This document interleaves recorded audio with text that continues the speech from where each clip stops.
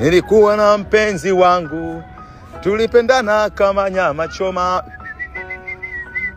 Oh, wakuu kaya.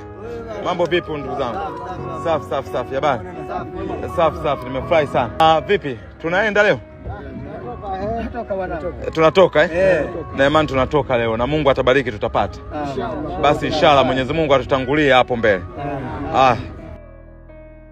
Wajua mimi zamani nilikuwa ni maarufu sana kwenye kuogelea pia. Yaani mimi niwe kuogelea kutoka Zanzibar mpaka Tanga. Alafu nikiwa nimezama chini ya maji sikunyanyua kichwa hata mara moja. Baba wewe diver. Nikakutana papa. Papa akanishangaa akaniuliza vipi, mimi nikamwambia kuna papa na nyangumi tena wale wa hatari we. Mara akatokea mamba. Mamba akasema we zombi we. Kiboko akajibu hujui. Wakati wako chini ya maji. Niko chini ya maji.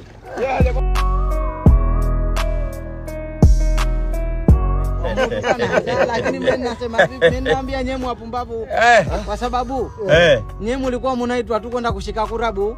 Ndio. Alafu mtaka hujafanya kazi. Lakini mimi nataka niwaambie kitu kimoja ndugu zangu. Mimi ni MC mzuri sana. Kaa watudanganya. Shehe mimi nakwambia. Basi mimi nataka nijue kama kweli waweza au watudanganya tu. Wageni waliko mabibi na mabwana, karibuni hapa ukumbini. Ndugu yangu hapo aliyefika sasa ameachika, ameachika. Anaoa. Mimi huyu nataka nichukue kwenye shughuli ya ndugu yangu. Hamuna kitu humu kila siku achukua uship ni mvuvi. Sasa ndo tutaka sadiki kama kweli. Tuanze kuvua hapo ndio. Haya. Tutakumbuka. Tutaandika historia. Haya tutaona.